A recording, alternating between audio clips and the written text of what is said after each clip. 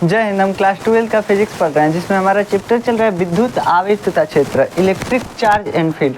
और आज हम इस लेक्चर में गास के नियम का निगमन करेंगे। जो गास नियम दिए थे, क्या नियम दिए थे हम पिछले लेक्चर में बताए थे कि फाई बराबर क्या दिए थे, फाई बराबर क्या दिए थे, फाई बराबर क्यू इंटू 1/ε0। यही नियम अपना दिए थे गास। ये क्या होता है फाई? तो फाई को हम बताए थे, फाई जो है ये क्या है, विद्युत फ्लक्स है। और विद्युत फ्लक्स क्या होता है ये भी हम बताए थे कि फाई बराबर होता है E A cos थीटा। कहाँ से आता है ये सब हम बता चुके हैं आपको पिछले लेक्चर में, ये सब चीज़ें हम बता चुके हैं आपको। फिर भी एक बार हम बता देते हैं कि ये फाई क्या होता है, विद्युत फ्लक्स क्या होता है। विद्युत फ्लक्स बाबू कुछ नहीं होता है, एकांक क्षेत्रफल के लंबवत गुजरने वाले विद्युत क्षेत्र रेखाओं की संख्या क्या बोलते हैं, विद्युत फ्लक्स बोलते हैं। ये हम आपको पिछले लेक्चर में बताए थे। जैसे ये क्षेत्रफल है, 4 गो इसे विद्युत रेखा आ रही हैं, सब विद्युत क्षेत्र रेखाएं से 4 गो आ रहे हैं, सब लंबवत गुजर गई सब। तो यही क्षेत्र रेखाओं की संख्या को हम क्या बोल देते हैं, विद्युत क्षेत्र रेखाओं की संख्या को जो एकांक क्षेत्रफल के लंबवत गुजर रही। एकांक यानी 1 मीटर लंबा 1 मीटर चौड़ा। जब ऐसा क्षेत्रफल हो जिसकी लंबाई 1 मीटर लंबाई हो 1 मीटर चौड़ाई हो, ऐसे क्षेत्रफल से जब विद्युत क्षेत्र रेखाएं गुजरती हैं तो उन क्षेत्र रेखाओं की संख्या को जो लंबवत गुजरती हैं, लंबवत का मतलब ऐसे एकदम खड़ा सीधा गुजर जाए, ऐसे तिरछा मिर्छा नहीं, एकदम खड़ा गुजर जाए, तो लंबवत जो रेखाएं गुजरती हैं उनकी संख्या क्या बोलते हैं, उनकी संख्या को विद्युत फ्लक्स बोलते हैं, इलेक्ट्रिक फ्लक्स बोलते हैं। और इसी के बारे में हमारे गॉस चाचा जो थे दिए थे नियम, क्या दिए थे कि अगर कोई आवेश रखा हुआ है तो किसी भी आवेश से विद्युत क्षेत्र रेखाएं निकलती हैं। किसी भी आवेश की चारों तरफ विद्युत क्षेत्र होता है, विद्युत क्षेत्र को दर्शाने के लिए हम विद्युत क्षेत्र रेखाएं खींचते हैं। अब विद्युत क्षेत्र रेखाएं जो होती हैं, अगर ये क्षेत्र रेखाएं निकल रही हैं, यानी अगर कोई पृष्ठ हम लगा दें तो ये किसी पृष्ठ से भी पास होंगे। अभी बताए हैं कि एकांक क्षेत्रफल से ये पृष्ठ लगाए यानी क्षेत्रफल बन गया। अब मान लीजिए जो आवेश है ना, इसको फुटबॉल जैसे बंद कर दिए एगो गेंद में बंद कर दिए तो पृष्ठ बन गया, सरफेस बन गया, फुटबॉल का सरफेस बन गया। सरफेस से पास होंगी जब भी विद्युत क्षेत्र रेखाएं, क्या बनेगा, इलेक्ट्रिक फ्लक्स बनेगा। इलेक्ट्रिक फ्लक्स का मतलब विद्युत फ्लक्स। अब यहाँ पे विद्युत फ्लक्स जो बन रहा है इसी के बारे में बताए थे कि किसी आवेश के कारण कितना विद्युत फ्लक्स बन सकता है, कुल कितना विद्युत फ्लक्स बन सकता है। तो कुल विद्युत फ्लक्स इस आवेश के कारण कितना बनेगा, Q इंटू 1/ε0। ये तो कह के चले गए, ये चाचा जो थे गास चाचा ही कह के चले गए, हम कह के चले गए तो मानेंगे नहीं। तो आज हम इन्हीं के सूत्र का निगमन करेंगे, देखेंगे सही बोल रहे हैं कि झूठो कह रहे थे, हमको झूठो का पढ़ा रहे थे। तो देखिए हम आज पढ़ेंगे इसमें गास के नियम के बारे में। गास के नियम का मतलब सत्यापन करेंगे। गास के नियम का सत्यापन करने से पहले आपको मालूम होना चाहिए घन कोण क्या होता है, जिसको हम बोलते हैं सॉलिड एंगल बोलते हैं, जिसको हम घन कोण। आज तक आप कोण पढ़े होंगे, दो रेखाओं के बीच जो बनता है कोण, उसी को हम घन कोण बोलते हैं। दो रेखाएं जब एक दूसरे से झुकी होती हैं तो झुकाव को ही हम कोण बोलते हैं, ये आप पढ़े होंगे। ये घन कोण क्या होता है, घन कोण नहीं समझ में आता है आज तक। घन कोण ये देखिए, ये 2D में बना हुआ है, मतलब एक सरफेस पे ही कोण बन गया, 2D में कोण बन गया। क्या हो गया, मतलब ये कोण बन गया, 2D में बन गया, इसमें कोई दिक्कत नहीं है, इसे नाप देंगे कोण। घन कोण क्या होता है, घन कोण का मतलब जो 3D में बने। 3D में मतलब कि इस पे हम घन कोण को बना ही ना पाए, इस पे हम घन कोण को नहीं बना पाएंगे। देखिए कैसे, ये मान लीजिए एक लाइट बल्ब है, ये लाइट बल्ब है कि नहीं है बल्ब। अब ये 3D में कोण बनाएगा, इसके चारों तरफ देखा जाए तो रेखा से चारों तरफ इसका बना हुआ है, इससे 2 रेखा ऐसे झुकेंगी सब, ऐसे घूमेंगी सब, तो ये बन जाएगा लाइट बल्ब। समझ रहे हैं। ऐसे मान लीजिए कि 2 रेखाएं ऐसे हैं सब, ये पूरा ऐसे एक चक्कर ऐसे मारे हैं सब, तो क्या बना है, 3D में कोण बना है। 3D में है बल्ब जो है, इसे 3D में बनाने के लिए एक चक्कर पूरा, तो समझ रहे हैं। 3D में जब कोण बनता है तो उसी को हम घन कोण बोलते हैं, यानी कि सॉलिड एंगल बोलते हैं। ये सॉलिड एंगल कैसे बनता है और ये इसमें क्या फ़र्क है, सॉलिड एंगल में और इसमें क्या फ़र्क है, पहले समझ जाइए फ़र्क क्या होता है, नॉर्मल एंगल और सॉलिड एंगल में फ़र्क। देखिए नॉर्मल एंगल जो बनता है, अगर आप नॉर्मल एंगल देखेंगे तो नॉर्मल एंगल मान लीजिए एक वृत्त है, वृत्त के केंद्र से हम 2 त्रिज्याएँ, एक त्रिज्या ये ले लिए और एक त्रिज्या ये ले लिए, R त्रिज्या हो गया। यहाँ पे हमको कोण नापना है। ये मान लीजिए कि हम L लंबाई का चाप खींचे हैं, 2 त्रिज्याओं की मदद से इस वृत्त में L लंबाई का चाप खींचे हैं। ऐसे हम कोण नापते हैं, हाई स्कूल में आप सीखे होंगे। तो इसमें कोण नापते हैं तो कोण क्या होता है, थीटा बराबर होता है चाप बटा त्रिज्या। चाप कितना है, जितना ये दोनों त्रिज्या मिलके काट रहा है यही चाप है, तो चाप और बटा त्रिज्या यही कोण बन गया। ठीक, समझ रहे हैं, यही ना हम पढ़े थे। तो थीटा बराबर क्या हो जाता है, L/R। यहाँ से हम कोण निकाल लेते हैं। और ये कोण क्या निकला, तो ये कोण निकला हमको कहाँ से, ये कोण निकला हमको 2D में कोण निकला, यानी कि जो सरफेस पे बनेगा कोण वो निकला। 3D जो स्पेस में बन रहा है, अब मानिए है बल्बवा इसे बना सकते हैं क्या इस पे, रियल में नहीं बन सकता ना, तो ये 3D में है। 3D में बनाने के लिए हमको तीन मतलब एक्सिस चाहिए। इसमें क्या है, इसमें तो एक्स एक्सिस और वाई एक्सिस है, ये वाई एक्सिस ये एक्स एक्सिस, 2 एक्सिस रहेगा तो बन जाएगा ये कोण। लेकिन हमको 3D में अगर कोई कोण बनाना है उसके लिए 3 एक्सिस होना चाहिए। मतलब 3 एक्सिस का मतलब देखिए, इसमें लंबाई है और चौड़ाई है, 2 एक्सिस है। अब इसमें मोटाई भी रहता ना तो 3 एक्सिस हो जाता, 3D में हो जाता। तो 3D में ही हम 3D फिगर को बना सकते हैं रियल में। यहाँ पे हम 2D फिगर बनाए हैं, ये जो कोण बना है ये 2D है, यानी कि सिंपल एंगल है, सिंपल एंगल है। तो ये कोण हो गया, रेखा द्वारा बना कोण। 2 रेखाओं के झुकाव को हम कोण बोलते हैं, बस यही हम जानते हैं आज तक। 2 रेखाओं के झुकाव को कोण बोलते हैं, खत्म, यही पे हमारा खत्म हो जाता है कोण। लेकिन एक होता है घन कोण, जिसको हम बोलते हैं सॉलिड एंगल। 11th में आपको बताया जाता है कि 2 पूरक राशियां होती हैं, एक होता है कोण और एक होता है घन कोण। ये बताया गया है ना, रेडियन और स्टेरेडियन मात्रक बताया जाता है 11th में। तो यहीं पे आता है घन कोण का कंसेप्ट। अब ये घन कोण हम क्यों पढ़ रहे हैं, आखिर हमको गास का नियम पढ़ रहे थे, गास के नियम का सत्यापन पढ़ना था, तो हम घन कोण क्यों पढ़ रहे हैं। देखिए, जब हम गास के नियम का सत्यापन करेंगे ना बाबू, तब हमको घन कोण बनाना पड़ेगा, घन कोण का फार्मूला बनाना पड़ेगा, इसीलिए हम घन कोण को समझ रहे हैं। अब समझिए यहाँ पे क्या चीज, हम हाई स्कूल में पढ़े थे कि किसी रेखा द्वारा हम कोण बना रहे थे। ये एक रेखा था, मान लीजिए ये भी रेखा था, ये भी कोई रेखा था। तो इस रेखा से कह रहा था कि ये मान लीजिए कोई P पॉइंट है, ये कोई P बिंदु है, तो ए बी रेखा द्वारा P बिंदु पर कितना कोण बना, ये कह देता था कि ए बी रेखा P बिंदु पर कितना कोण बना रही है, ये हमको निकालने के लिए बोल देता था। तो हम क्या कर रहे हैं कि अगर पूछ रहा है कि ए बी रेखा ही नहीं दिया होता था, पहले बस बिंदु दे दिया और ए बी रेखा दे दिया, कह दिया कि ए बी रेखा जो है P बिंदु पे कितना कोण बना रही है, तो इसका पहल का छोरवा पकड़ के यहाँ मिला दिए P पे और दूसर को छोरवा पकड़ के मिला दिए, है जो दोनों रेखा के बीच का कोण बन रहा है, इसी को बोलते थे कि ए बी द्वारा P पर बना हुआ कोण अंतरित कर रहा है ये थीटा। ये रेखा ए बी द्वारा P पर अंतरित कोण है, मतलब कि P पर जो ए बी रेखा कोण बना रही है वो थीटा है, मान लेते हैं। थीटा नहीं मालूम है हमको, अब हम कहाँ से इसका चांद थोड़ी ना लाए नापने के लिए। तो यहाँ से क्या होगा, देखिए हम नापे बिना इसका कुछ मान रख देते हैं, थीटा मान लेते हैं, 90 डिग्री होगा, कुछ भी होगा, हमको नहीं मतलब है, हमको यहाँ पे कॉन्सेप्ट समझना है। तो यहाँ पे कुछ भी होगा हम थीटा मान लेते हैं। तो ए बी रेखा द्वारा किसी पॉइंट पर बना कोण क्या करते हैं, रेखा के दोनों छोर को इस बिंदु पे मिला देते हैं, बन गया कोण। ये रेखा है, पूछ दिया इस बिंदु पे कोण, ये रेखा जो है, ये रेखा भी मान लीजिए ए बी दूसरी रेखा, इस P पॉइंट पे कोण पूछ दिया, क्या करेंगे, पहल का छोर पकड़ेंगे, दूसर का छोर पकड़ेंगे, मिला दिए। जो मिलाने से ये कोण बनाना, यही कोण क्या है, ए बी द्वारा P पर बना कोण है, बस।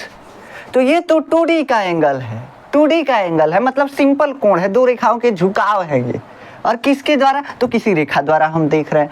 तो देखिए 2D कोण जो बन रहा है वो 2D के द्वारा ही बन रहा है, किसी रेखा द्वारा। रेखा 2D में ही होता है, 2D का मतलब सॉरी देखिए 2D का मतलब होता है लंबाई चौड़ाई हो, लेकिन यहाँ पे ये रेखा जो है 1D के कारण बन रहा है। 1D मतलब 1 डायमेंशन, एक ही दिशा है, या तो आप आगे जा सकते हैं या तो पीछे जा सकते हैं, समझ रहे हैं। तो ये अभी 2D 1D ये आपको आता है वहाँ पे रिलेटिविटी में, यहाँ पे नहीं समझना है। तो बस समझिए किसी रेखा द्वारा हम कोण बना रहे हैं, तो वो बन रहा है सिंपल कोण।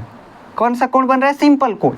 अब हम कहें कि अब मान लो कोई सरफेस हो, ऐसे मान लो एगो वृत्त का ऐसे चपटा कोनो अथी हो, कोनो मान लीजिए चपटा पत्थर टाइप का हो, मतलब एक प्लेट हो चपटा, इसके कारण यहाँ पे कोई P बिंदु है, इस पे कोण निकालिए, ऐसे बनाएंगे और इसका ऐसे मिला देंगे। अब देखिए यहाँ पे जो कोण बनेगा, आखिर ये रेखा दोनों तरफ से ही तो है नहीं, ये तो इस प्लेट के कारण हम कहीं से भी मिला सकते हैं, चारों तरफ से। तो ये यहाँ से भी रेखा मिलेगी, इधर से भी कहीं से आएगी वो भी मिलेगी, समझ रहे हैं। तो चारों तरफ से मिलेगा। यहाँ पे कैसा कोण बनेगा, 3D में कोण बनेगा।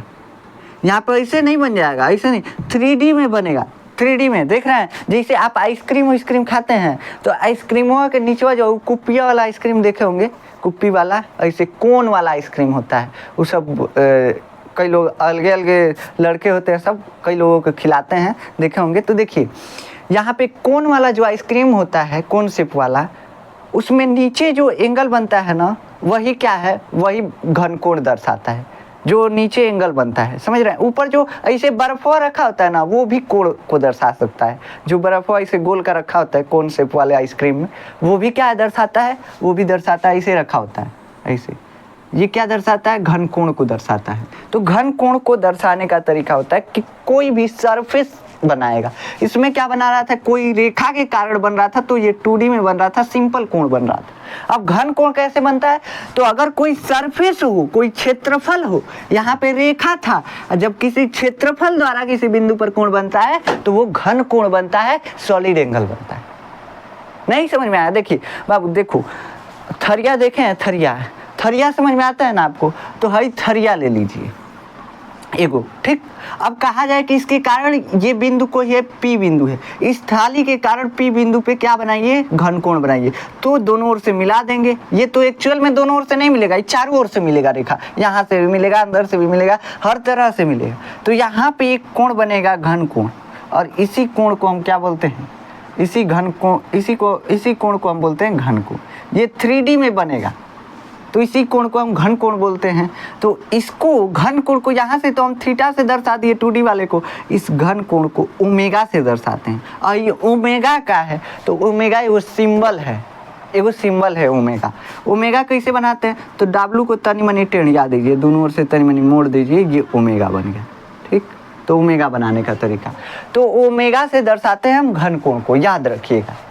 तो आशा है कि आपको घन कोण समझ में आया, सॉलिड एंगल समझ में आया। सॉलिड एंगल बाबू कौन सी, तो सॉलिड एंगल जो सरफेस के कारण बनेगा, जैसे रेखा के कारण बन रहा है तो वो सिंपल कोण, जब क्या बनेगा, जब किसी क्षेत्रफल के कारण कोण बनेगा तो वो घन कोण बनेगा। जैसे अगर घन कोण को आपको समझना है तो घन कोण को समझने के लिए क्या करेंगे, घन कोण कैसे बनेगा, मान लीजिए एगो थरिया ले लीजिए, थरिया के कारण किसी बिंदु P पे कोण बनाना है हमको, और उस कोण को हम क्या बोलेंगे, घन कोण। काहे से कि उस सरफेस के कारण बना है, रेखा के कारण बनता है, किसी रेखा द्वारा किसी बिंदु पे कोण बनता है तो 2D में बनता है, और किसी क्षेत्रफल द्वारा जब कोण बनता है तो 3D में बनता है, यानी कि घन कोण बनता है, सॉलिड एंगल बनता है। तो ये आपको कॉन्सेप्ट समझ में आया, आशा है। अब चलिए यहाँ पे हम सिंपल कोण को निकालने के लिए क्या कर रहे थे, अगर दो रेखा दी हुई थी, यहाँ पे दोनों समान लंबाई की रेखा थी, तो चाप हम देख ले रहे थे। यहाँ से हम थीटा का मान निकाल दे रहे थे, ये R था, ये L था। थीटा का मान कैसे निकाल रहे थे, चाप बटा त्रिज्या L/R, खत्म। ऐसे निकाल रहे थे वृत्त वाले में। जो सिंपल कोण है 2D में जो एंगल बन रहा है, उसके लिए ये फार्मूला लगाते थे, कोण बराबर चाप बटा त्रिज्या, कोण बराबर चाप बटा त्रिज्या। जहाँ देखते थे कोण बराबर चाप बटा त्रिज्या, यही लगा देते थे। अब भाई घन कोणवा कैसे निकालें, गड़बड़ा गया। कहाँ से कि क्षेत्रफल के कारण बन रहा है, इस क्षेत्रफल के कारण बन रहा है। अब कैसे निकालेंगे, तो अब इसको निकालने के लिए एक तरीका होता है। क्या तरीका होता है, देखिए जैसे आप सिंपल कोण को निकालते हैं, इसको भी निकालने का एक तरीका होता है। घन कोण को निकालने का तरीका होता है कि क्षेत्रफल के साथ cos थीटा बटा R स्क्वायर। ये क्या होता है, क्षेत्रफल के साथ cos थीटा बटा R स्क्वायर। इसका मतलब क्या है, देखिए ये मान लीजिए कि कोई क्षेत्रफल है, इसके कारण यहाँ पे कोण बना, इसके कारण यहाँ पे घन कोण बना, इसके कारण यहाँ पे घन कोण बना। इसको ओमेगा से हम दर्शा रहे हैं। तो ये ओमेगा क्या होगा, ये P बिंदु पे कोई कोण बन रहा है, ओमेगा बन रहा है घन कोण, फोर्स एंगल बन रहा है। इसका जो क्षेत्रफल है वो हम मान लेते हैं 10 मीटर स्क्वायर होगा, 50 मीटर स्क्वायर होगा, कुछ भी होगा, हमको नहीं मालूम है। हम A मान लेते हैं, A मीटर स्क्वायर है। क्या मान लेते हैं, A मीटर स्क्वायर है, ठीक। बाबू क्या माने, ध्यान दो यहाँ पे, ना इधर उधर देखोगे समझ में नहीं आएगा। तो जब तक पढ़ा रहे हैं तब तक तो इधर देखो, बाद में इधर उधर देखते रहना। देखिए यहाँ पे ये जो घन कोण है इसको नापने का तरीका क्या है? घन कोण को नापने का तरीका है, यहाँ पे हम मान लिए कि ये क्षेत्रफल जो है इसका कुछ भी क्षेत्रफल होगा, 50 मीटर स्क्वायर हो, 10 मीटर स्क्वायर हो, कुछ भी हो, हमको उससे नहीं मतलब। आप जमीन उमीन लेने जाते हैं, चाहे रूम कमरा वमरा बनवाते हैं, कहते हैं हमको 44 स्क्वायर फीट का कमरा बनवाना है, हमको इतना स्क्वायर फीट का बेड चाहिए। वैसे ही है, मानिए है एरिया जो सरफेस एरिया है ये कितना मीटर स्क्वायर का है? ए मीटर स्क्वायर का। हम नापे नहीं है, मालूम नहीं है, इसलिए एज्यूम कर रहे हैं। अब ये जो मान लेते हैं ये दोनों दूरी जो है बराबर है, यहाँ पे आर है, यहाँ पे भी आर है, ठीक, ये आर है। तो अब इस घन कोण को नापने का तरीका क्या होगा? इस घन कोण को नापने का तरीका होगा ये ओमेगा बराबर क्या हो जाएगा? ये ओमेगा बराबर हो जाएगा ए बटा में आर स्क्वायर। अब ये कहाँ से आता है इसको आपको नहीं समझना है, इसको आपको नहीं समझना है। जैसे हम बताए थे कि ये जो 2D में एंगल होता है ये क्या होता है? चाप बटा त्रिज्या, चाप बटा त्रिज्या। तो ये पूछने गए कहाँ से आता है, नहीं ना? तो यहाँ पे भी मत पूछिए कहाँ से आता है, इसका ज़्यादा डेरिवेशन किया जाता है। देखिए ये जो मतलब प्रयोग भी किया जाता है, डेरिवेशन किया जाता है, तब आता है। तो यहाँ पे जो ये थीटा है वो निकाल लिए है।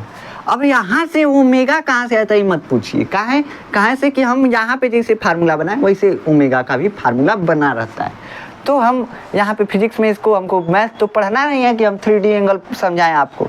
तो 3D एंगल बनाने के लिए, 3D एंगल मतलब नापने के लिए हम ओमेगा बराबर क्या लेते हैं? क्षेत्रफल। देखिए जैसे यहाँ चाप ले रहे थे एल और आर, चाप बटा त्रिज्या, वैसे ही यहाँ एल के जगह यहाँ पे क्या आ गया है? एल के जगह यहाँ पे आ गया है एरिया, एरिया यानी क्षेत्रफल, और क्षेत्रफल यानी एरिया। अब यहाँ पे आर स्क्वायर हो जाता है, आर स्क्वायर इसलिए कि लाइनिया जो आर है इसके चारों तरफ घुमा हुआ है, इसके चारों तरफ है, इसलिए ये आर स्क्वायर हो गया। ठीक, समझ रहे हैं? तो यहाँ से हम कोण निकाल लिए, क्या हम कोण निकाल लिए? कितना निकाले? ओमेगा बराबर ए बाई आर स्क्वायर, ए बटा में आर स्क्वायर। लेकिन कब निकाले? इस क्षेत्रफल का सदिश देखा जाए। देखिए इस क्षेत्रफल एक्चुअल में ऐसे है, ऐसे, समझ रहे हैं ना बाबू? देखो है गोल का एगो थरिया लाए, गोल का थरिया लाए, ऐसे लगा दिए, ऐसे। जैसे ये मान लीजिए छोटा सा है, छोटा सा, समझ रहे हैं? ये छोटा सा है, ऐसे लगाया हुआ है ये क्षेत्रफल, और यहाँ से ये रेखा गया हुआ है, यहाँ से ये रेखा गया हुआ है, ठीक। तो ऐसे है। अब इस क्षेत्रफल का क्षेत्रफल सदिश क्या होगा? तो क्षेत्रफल सदिश इधर होगा। क्षेत्रफल सदिश के बारे में हम आपको पिछले लेक्चर में बताए थे। क्षेत्रफल सदिश का मतलब किसी भी क्षेत्रफल के लंबवत जो भी रेखा दिखाएगी वो क्षेत्रफल सदिश को, इस क्षेत्रफल का क्षेत्रफल सदिश इसके लंबवत इस तरफ, समझ रहे हैं ना? ये मान लीजिए ये क्षेत्रफल है, इसका क्षेत्रफल सदिश इसके लंबवत, ठीक। तो क्षेत्रफल सदिश का मतलब किसी भी क्षेत्रफल के लंबवत जो रेखा दिखाती है दिशा को, वही क्षेत्रफल सदिश होता है। यहाँ पे ये जो क्षेत्रफल सदिश, ऐसे ये क्षेत्रफल, इसका सदिश कैसे होगा? एकदम ऐसे होगा। अब इस आर से देखा जाए इस बिंदु पे, तो ये जो बिंदु है इस बिंदु का स्थिति सदिश भी इधर ही जा रहा है। तो इन दोनों का जो अलाइनमेंट है वो एक ही पे है, यानी यहाँ पे कोण बन रहा है थीटा बराबर 0 डिग्री, थीटा बराबर 0 डिग्री। यानी कि इधर से ये मान लीजिए ऐसे इस पॉइंट से जो भी रेखाएं निकल रही हैं वो किरण है, मान लेते हैं किरण, मतलब कि वो दिशा को भी दिखाती हैं। तो यहाँ से इस बिंदु पे इस पॉइंट से ये रेखा जो निकल रही है ये इधर दिशा दिखाएगी, किसके दिशा में? तो क्षेत्रफल सदिश भी इधर ही है, और ये इसकी भी दिशा, आर की भी दिशा इधर ही होगी। तो यहाँ पे क्या हो गया? थीटा बराबर 0 डिग्री। यहाँ पे कोई दिक्कत नहीं है, यहाँ पे हमको दिक्कत नहीं है। लेकिन दिक्कत आएगा कहाँ पे? घनकोण समझने में। घनकोण हम इतना डीपली क्यों समझा रहे हैं अभी आपको समझ में आएगा। कहाँ से कि गॉस का नियम का जो सत्यापन होता है अगर आप देखेंगे तो आपको समझ में नहीं आएगा, इसी चक्कर में समझ में नहीं आता है आपको। बस घनकोण समझ जाएंगे तो आपको गॉस के नियम का सत्यापन समझ में आ जाएगा, ठीक। तो यहाँ पे हम 0 डिग्री था तो क्या लिख दिए थे? ओमेगा बराबर लिख दिए थे ए बटा में आर स्क्वायर। 0 डिग्री जब था, 0 डिग्री जब कोण था किसके किसके बीच? क्षेत्रफल और त्रिज्या के बीच जो कोण था वो 0 डिग्री था। यहाँ पे क्षेत्रफल सदिश भी इधर ही था और त्रिज्या सदिश भी इधर ही था, तो हम मान लिए, ठीक। तो हम कहे कि यहाँ पे ओमेगा बराबर ए बटा में आर स्क्वायर। अब कहे कि क्षेत्रफलवा जो है तनि मनी तिरछा है, तनि मनी क्या है बाबू, तिरछियाया हुआ है। तिरछियाया हुआ का मतलब, और पी बिंदु यहाँ पे है। अब ये पी बिंदु पे हमको घन कोण निकालना ही है। अब हमको घन कोण निकालना ही है तो क्या करेंगे, घन कोण निकालना ही है तो क्या करेंगे। देखिए सॉरी, एक्चुअल में हम इसमें ये दूरी आर माने थे, लेकिन एक्चुअल में ये बीच वाला दूरी आर होता है। इसके लिए सॉरी, कभी कभी थोड़ा सा दिक्कत हो जाता है, गड़बड़ा जाता है। देखिए ये बीच वाला जो दूरी ले रहे हैं ना, सरफेस के बीच में एकदम जिस पॉइंट पे हम एरिया वेक्टर को ले रहे हैं उसी को हम आर मानते हैं एक्चुअली में। ठीक, तो इसके लिए सॉरी, आप देख लीजिएगा बीच में जो हम बना रहे रेखा यही आर है। तो यहाँ पे हम ये क्षेत्रफल माने, ये क्षेत्रफल का सदिश किधर जाएगा, क्षेत्रफल के लंबवत, यानी क्षेत्रफल सदिश इधर है, ए वेक्टर जो है इधर है, और इस बिंदु से जो रे निकलेगा, इस बिंदु से जो लाइन निकलेगा वो किधर निकलेगा, इधर निकलेगा। ठीक, तो इन दोनों के बीच कितना कोण बन रहा है, थीटा बन रहा है। कितना बन रहा है, थीटा बन रहा है, कुछ बन रहा है। लेकिन ये कौन सा थीटा है, देखिए 2D में यहाँ पे बन रहा है, यहाँ पे ऊपरा जो है 2D में बन रहा है। हमको है 3D एंगल वाला ज्ञात करना है जी, हमको 3D एंगल वाला ज्ञात करना है, हमको घन कोण ज्ञात करना है, ओमेगा ज्ञात करना है कि नहीं। हम है कोण ज्ञात करके क्या करेंगे, लेकिन यहाँ पे हो जाता है लोचा। क्या लोचा हो जाता है, अगर किसी कोण पे जब क्षेत्रफल झुका हुआ हो तब यहाँ पे ओमेगा बराबर आता है, क्या आता है, ये मान लीजिए यहाँ से यहाँ तक की दूरी कितनी मानते हैं, आर मानते हैं। ठीक, तब यहाँ पे क्या आ जाता है, अब यहाँ पे हम इसका घटक करेंगे। हमको चाहिए क्या, इधर दोनों सेम था, क्षेत्रफल सदिश और त्रिज्या का जो दिशा था सेम था, तब ए बटा आर लिख दिए, ए बटा आर लिख दिए। लेकिन हमको यहाँ पे थीटा है, यहाँ पे क्या है बाबू, थीटा है। ठीक, हमको इसका एरिया का घटक इस तरफ चाहिए, एरिया जो है, एरिया किधर, मतलब क्षेत्रफल का घटक किधर चाहिए, क्षेत्रफल सदिश किधर होना चाहिए, एकदम आर के अलाइनमेंट में होना चाहिए, आर पे एकदम होना चाहिए, आर के साथ 0 डिग्री का कोण बनाना चाहिए। तो हम इसका घटक कर देते हैं, कैसे कि ये क्षेत्रफल जो है सदिश है और सदिश का हम घटक कर सकते हैं। तो सदिश का घटक कैसे होता है, एक क्षैतिज घटक, पृथ्वी के समांतर जो घटक होता है क्षैतिज घटक, ये क्या आ जाएगा, ए कॉस थीटा आ जाएगा, थीटा के साथ वाला कॉस के साथ, और ऊपर वाला घटक क्या आ जाएगा, ए साइन थीटा आएगा कि नहीं आएगा। अब देखो बाबू, हमको निकालना क्या था, हमको तो निकालना है घन कोण। हई कोणवा हम निकाल के क्या कर रहे हैं, हम इधर काहे भिड़े हुए हैं, ये तो क्षेत्रफल सदिश, इधर घटक निकाले, इधर घटक निकाले, हई घटक निकालने में काहे भिड़े हुए हैं।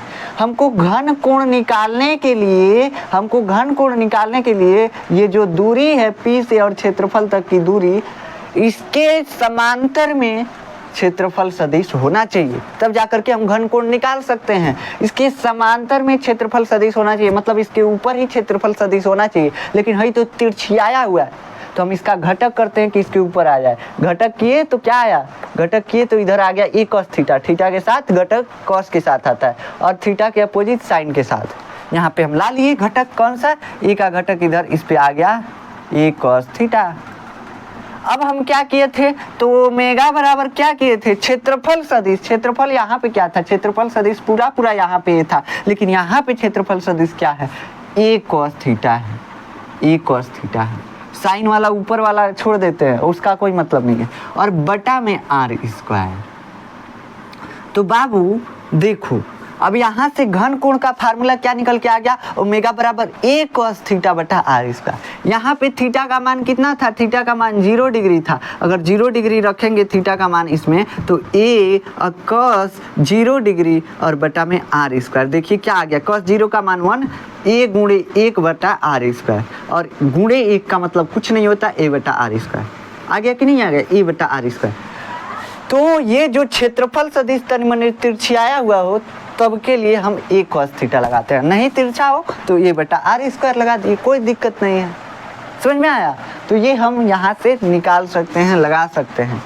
तो आशा है कि आपको घन कोण निकालना समझ में आया। घन कोण कैसे निकालते हैं बाबू, घन कोण निकालने के लिए सिंपल सा हम क्या करेंगे, क्षेत्रफल सदिश का घटक किसके तरफ करेंगे, जो क्षेत्रफल से बिंदु तक की दूरी है उसके समांतर घटक करेंगे।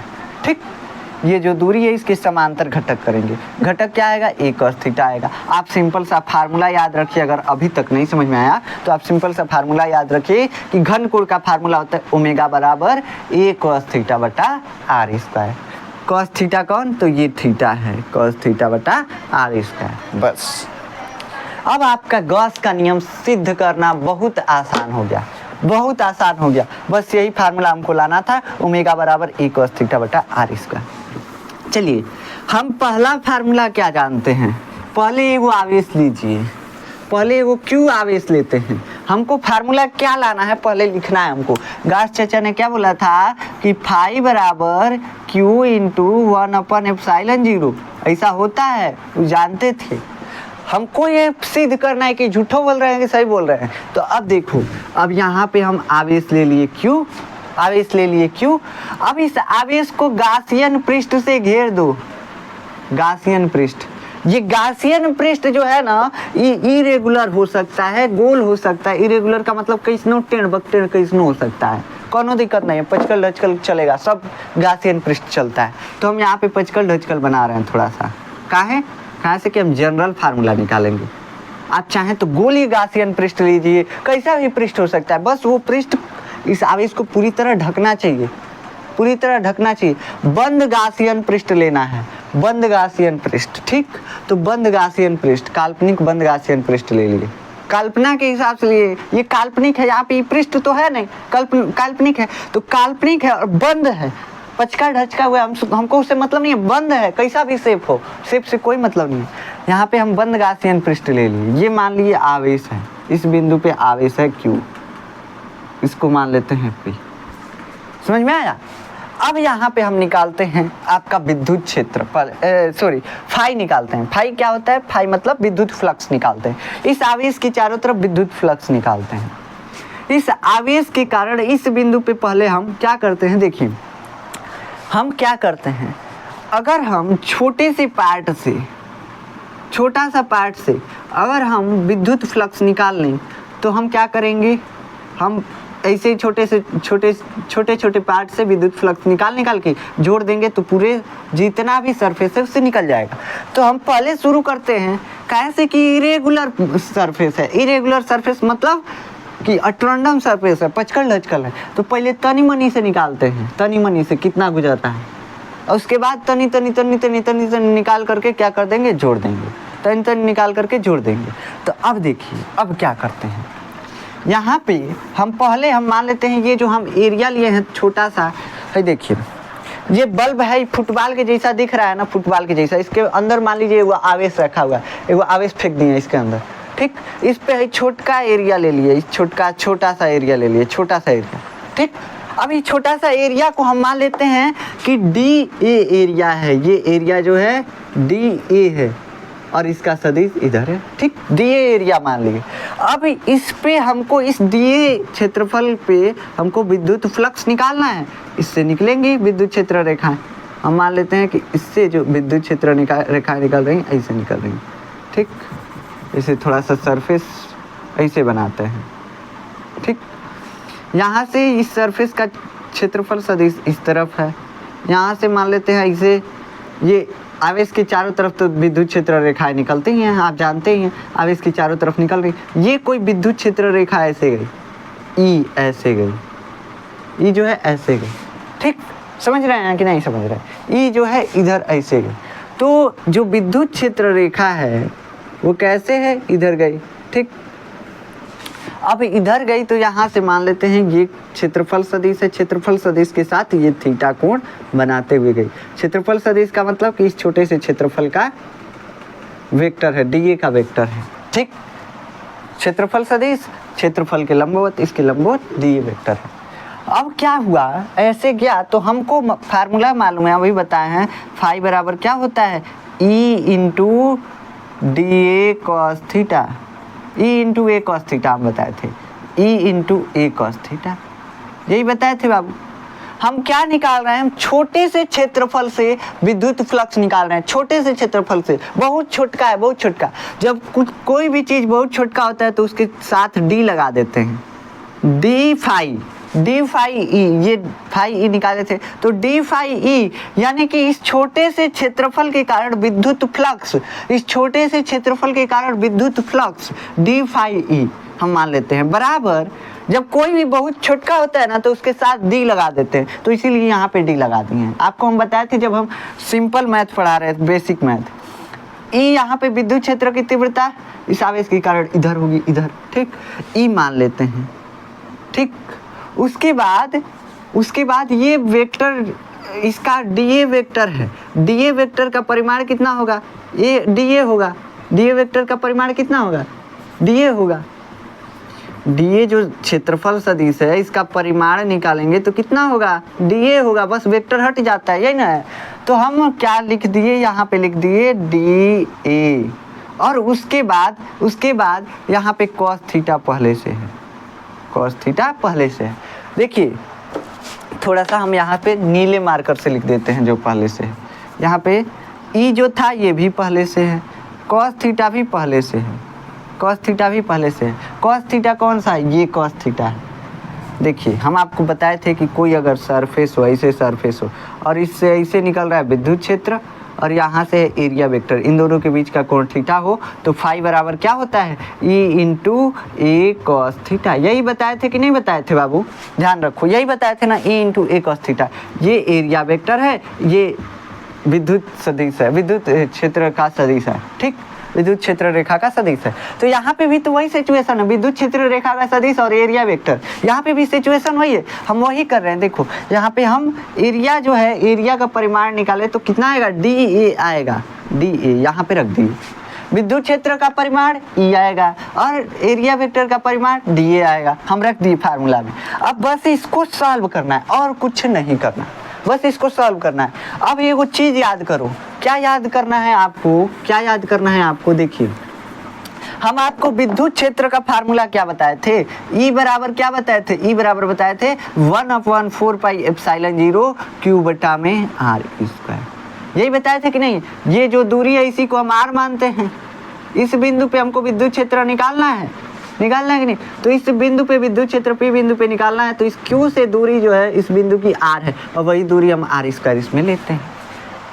है कि नहीं, यही दूरी आर स्क्वायर हम इसमें लेते हैं, यही आर स्क्वायर इसमें लेते हैं। अब क्या हुआ, यहाँ पे phi E, D phi E कितना आ गया, डी फाई ई हमारा आ गया, ई का मान रख दीजिए, ई का मान कितना होता है 1/4 पाई क्यू बाई आर स्क्वायर, ठीक, 1/4 पाई, इस ई के जगह पे इसका मान रखिए, ई के जगह पे इसका मान कितना होगा 1/4 पाई एप्सिलॉन 0 और क्यू बटा में आर स्क्वायर, आर स्क्वायर किसका मान रखें, ई का मान रखें। अब डी ए कॉस थीटा पहले से है, डी ए कॉस थीटा पहले से है, ठीक ना, पहले से डी ए कॉस थीटा है।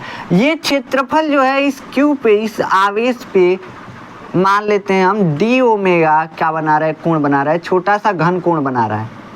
कोई भी क्षेत्रफल, बड़का क्षेत्रफल हो, किसी भी बिंदु पे घन कोण बनाएगा। ये आवेश बिंदु समान है, ये आवेश बिंदु समान है, तो ये क्षेत्रफल जो है इस बिंदु पे कोण बनाएगा कुछ, और वो कोण कौन सा कोण होगा, घन कोण, कैसे कि क्षेत्रफल के द्वारा बनाएगा कोण घन कोण होता है, यहाँ पे भी घन कोण बनेगा। इसको हम मान ले रहे हैं डी ओमेगा, ये जो कोण बन रहा है ये मान ले रहे हैं डी ओमेगा है, समझ में आया, यहाँ पे हम डी ओमेगा इस कोण को मान लिए हैं। चलिए अब हम डी ए कॉस थीटा और ये सब मान रख दिए, अब इसको सॉल्व करते हैं थोड़ा सा। डी फाई ई बराबर हो गया यहाँ पे 1/4 पाई, 1 की जगह पे क्यू से गुणा कर दीजिए, क्यू से गुणा करेंगे तो Q/4 पाई एप्सिलॉन 0 और डी ए कॉस थीटा और बटा में आर स्क्वायर। इस डी ए कॉस थीटा को क्यू की जगह पे ला दिए, क्यू का गुणा इसमें कर दिए और कोई दिक्कत नहीं है। तो ये हो गया आपका, ये हुआ कि नहीं हुआ, यहाँ तक कुछ गड़बड़ हुआ है। देखिए क्या किए हैं, पहली बार हम क्या किए हैं, एक आवेश लिए हैं, आवेश को गासियन पृष्ठ से घेर दिए हैं, गासियन पृष्ठ, बंद गासियन पृष्ठ से, बंद काल्पनिक गासियन पृष्ठ से घेर दिए हैं। हम मान लिए हैं इस गासियन पृष्ठ का हमको क्षेत्रफल निकालने नहीं आ रहा है, कहाँ से कि टेढ़ बकटेढ़ क्षेत्रफल है, निकाल सकते हैं, नहीं निकाल सकते हैं, बहुत टेढ़ बकटेढ़। तो हम कहे कि देखो हम क्षेत्रफल नहीं निकाल सकते, इसके लिए हम छोटा सा क्षेत्रफल लेते हैं। छोटा सा क्षेत्रफल लिए, हम मान लिए कि छोटा सा क्षेत्रफल जो है डी ए मीटर स्क्वायर है, डी ए मीटर स्क्वायर है, जिसे मीटर स्क्वायर में एरिया मापते हैं वैसे ये क्षेत्रफल डी ए मीटर स्क्वायर है। इस आवेश के कारण विद्युत क्षेत्र होगा इस क्षेत्रफल पे, इस क्षेत्रफल पे कोई बिंदु, मान लिए P बिंदु है, इस P बिंदु पे विद्युत क्षेत्र होगा इस Q के कारण, उसको मान लिए कि E, क्या मान लिए E। और हम मान लिए कि क्षेत्रफल सदिश और विद्युत क्षेत्र के बीच का जो कोण है वो क्या बन रहा है, DA बन रहा है, DA सॉरी थीटा बन रहा है, कितना बन रहा है, थीटा बन रहा है। और इस क्षेत्रफल के कारण Q बिंदु पर, Q बिंदु यानी कि आवेश, जो बिंदु समान आवेश है उस बिंदु पर क्या बन रहा है, घनकोण बनेगा। क्षेत्रफल के कारण क्या बनता है, घनकोण बनता है, उसको मान लिए डी ओमेगा बन रहा है। अब चलिए इसको सॉल्व करते हैं।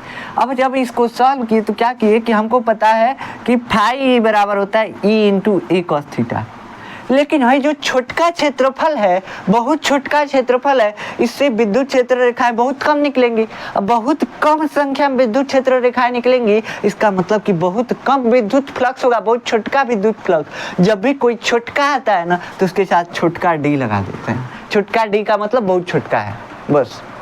यहाँ पे डी फाई ई क्या दर्शा रहा है, छोटे से क्षेत्रफल के कारण विद्युत फ्लक्स। डी फाई ई का मतलब छोटे से क्षेत्रफल के कारण विद्युत फ्लक्स, छोटे से क्षेत्रफल से कितनी विद्युत क्षेत्र रेखाएं गुजरेंगी, यही है डी फाई ई।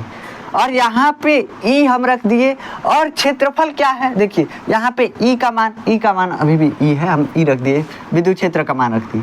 ए कॉस थीटा, ए मतलब क्षेत्रफल, क्षेत्रफल कितना है तो क्षेत्रफल को हम डी ए माने हैं, डी ए रख दिए। कॉस थीटा यानी कि ई और ए के बीच का कोण, यानी विद्युत क्षेत्र और एरिया वेक्टर के बीच का कोण का कॉस थीटा ले लेते हैं, फार्मूला पे हम रख दिए, सॉल्व कर रहे हैं। ई का मान हम जानते हैं 1/4 पे epsilon 0 Q by R square. R क्या होता है, यही बीच की दूरी है, Q से P तक की दूरी आर है, ठीक, आर स्क्वायर ले ली।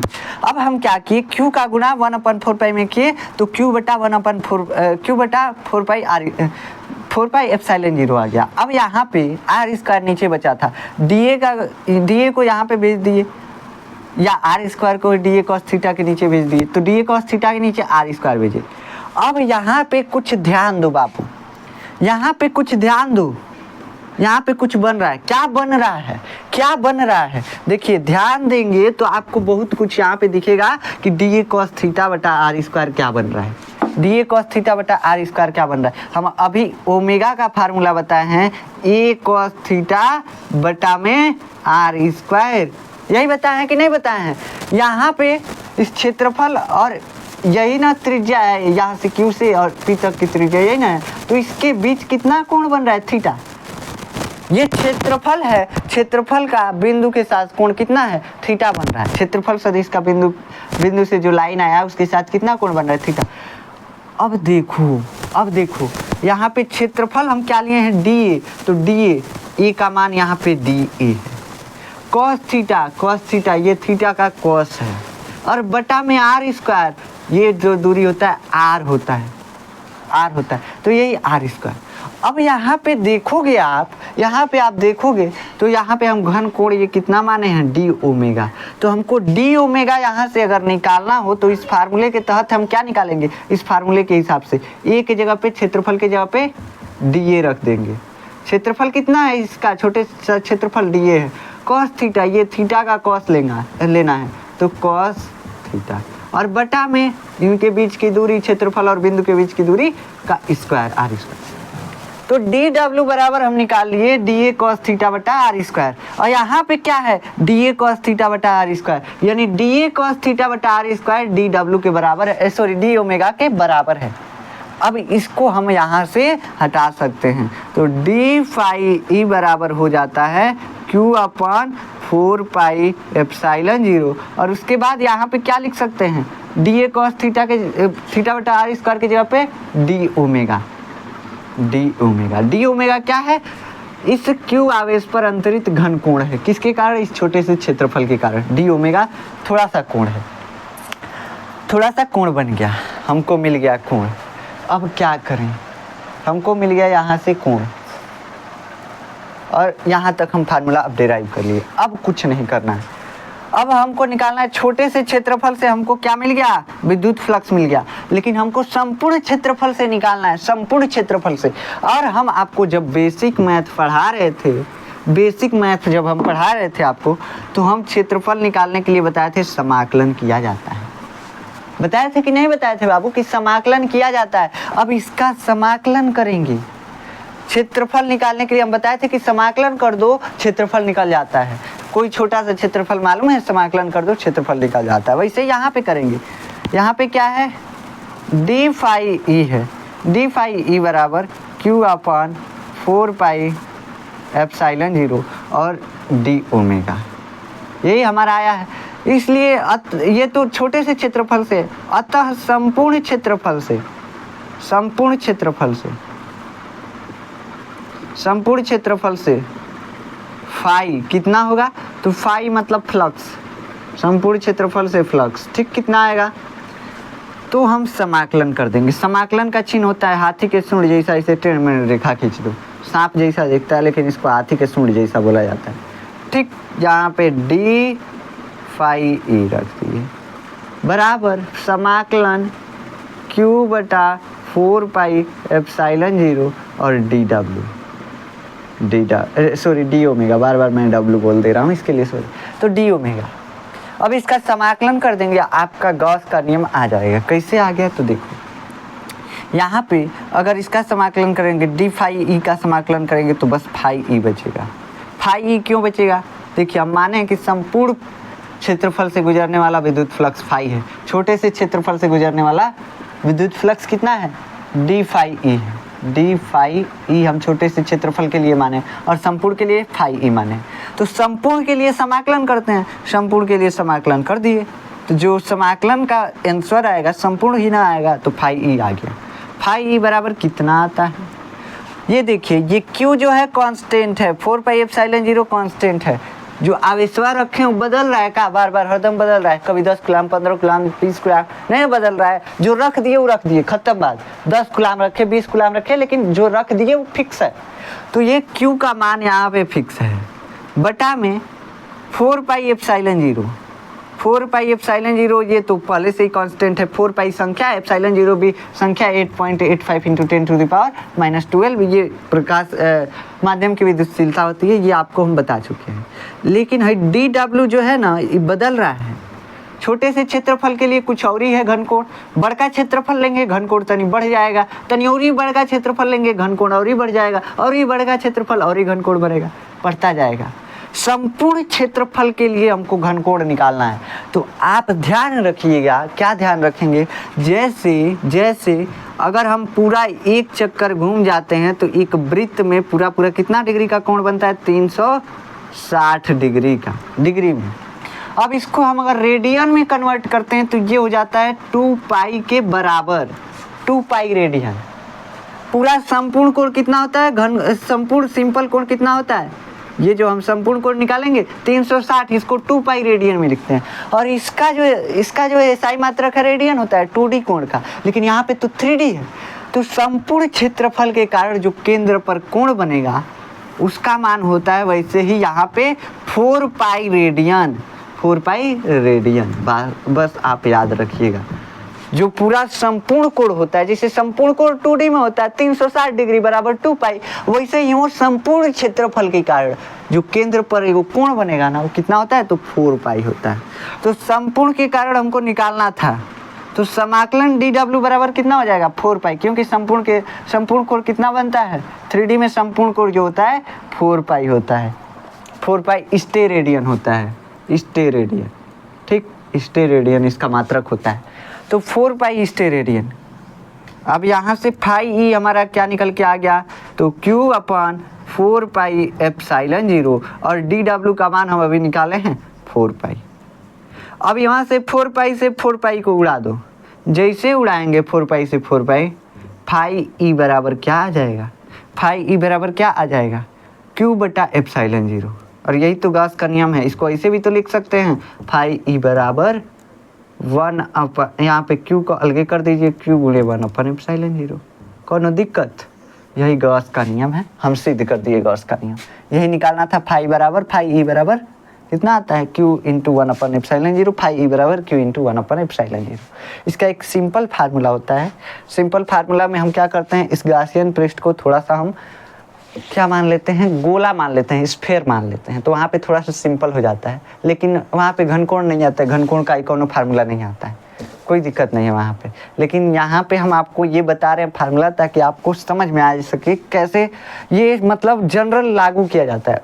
जो हम ये जो गासियन पृष्ठ लिए हैं ये कैसा भी हो सकता है, तो हम जनरल के लिए ये लगाते हैं।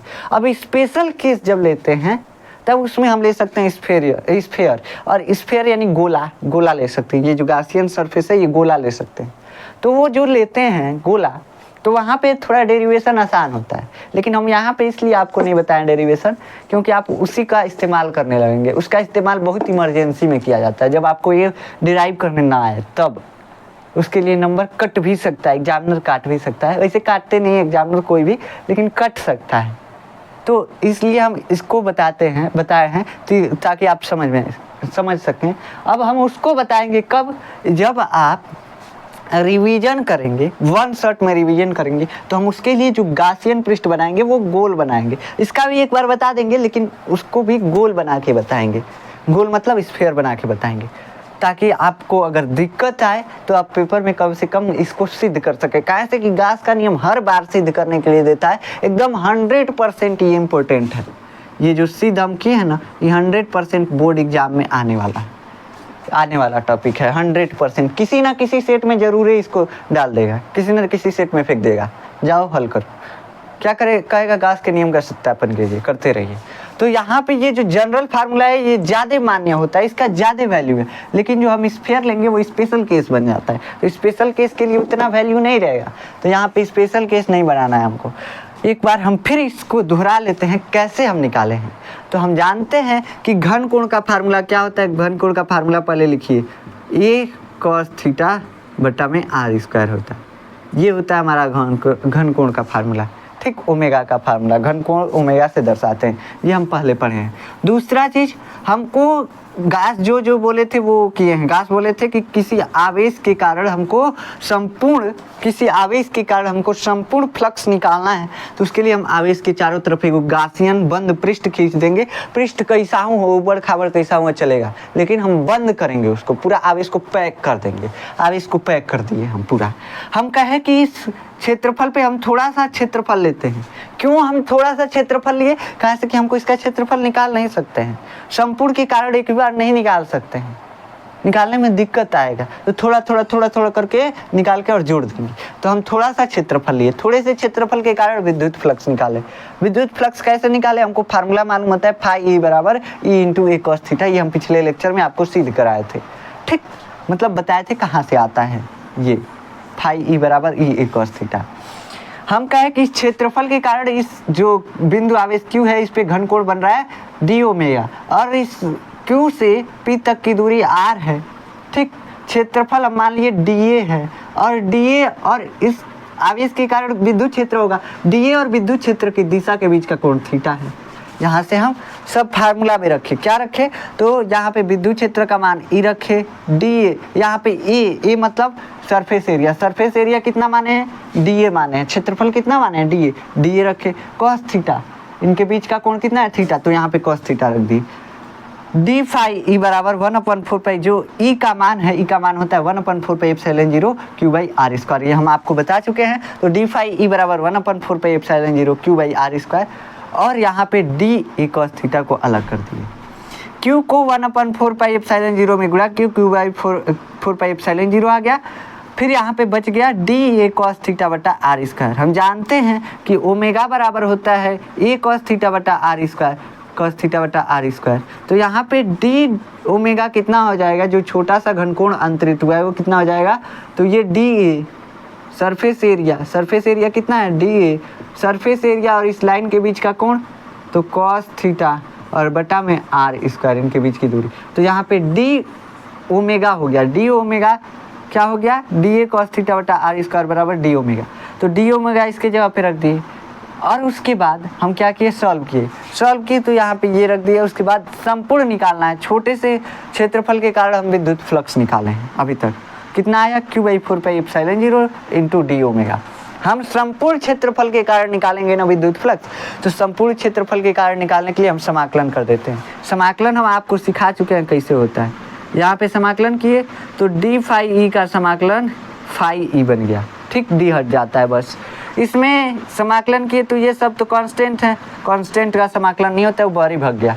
डी डब्ल्यू जो है जितना क्षेत्रफल बढ़ाएंगे कोण उतना बढ़ेगा, यानी कोण वेरिएबल है यानी इसका समाकलन होगा। समाकलन करेंगे जैसे ही तो हमको संपूर्ण के लिए समाकलन करना है, संपूर्ण के लिए समाकलन करना है। संपूर्ण के लिए समाकलन करेंगे कितना आ जाएगा, 4 पाई आ जाएगा, कैसे कि कोई भी संपूर्ण घनकोण 4 पाई स्टेरेडियन का होता है। तो 4 पाई यहाँ पे ला दिए, 4 पाई से 4 पाई उड़ गया, क्यू बाई एप्सिलॉन 0 बच गया। तो यहाँ पे हम क्या निकाल लिए, क्यू बाई एप्सिलॉन 0 बच गया। तो Q by epsilon 0 phi E बराबर क्यू बाई एप्सिलॉन 0 या फाई ई बराबर क्यू इंटू 1 अपन एप्सिलॉन 0। यहाँ से हम गॉस के नियम का सत्यापन कर लिए। अब हम नेक्स्ट लेक्चर में पढ़ेंगे रेखीय आवेश घनत्व के बारे में, सरफेस चार्ज डेंसिटी के बारे में, यानी कि पृष्ठीय आवेश घनत्व के बारे में, और आयतन आवेश घनत्व के बारे में। आयतन आवेश यानी कि वॉल्यूम चार्ज डेंसिटी के बारे में पढ़ेंगे। नेक्स्ट लेक्चर में पढ़ेंगे। इसको क्यों पढ़ेंगे, क्योंकि हमको विद्युत क्षेत्र निकालना पड़ता है। गॉस के नियम का अनुप्रयोग अब पढ़ना है हमको। गॉस के नियम का अनुप्रयोग क्या क्या है, गॉस के नियम की सीमाएं हम पहले देखेंगे, कल नेक्स्ट लेक्चर देखेंगे तो उसमें गॉस के नियम की सीमाएं, गॉस के नियम के अनुप्रयोग, फिर हम पढ़ेंगे कि surface charge density, linear charge density and volume charge density क्या होता है, इसके बारे में हम नेक्स्ट लेक्चर में डिस्कस करेंगे। अगर आपको इसका नोट्स चाहिए तो आप जाकर देखेंगे, डिस्क्रिप्शन में आपको नोट्स का लिंक मिल जाएगा, आप जाकर के वहाँ से नोट्स डाउनलोड कर सकते हैं। मिलते हैं नेक्स्ट लेक्चर में, तब तक के लिए जय हिंद।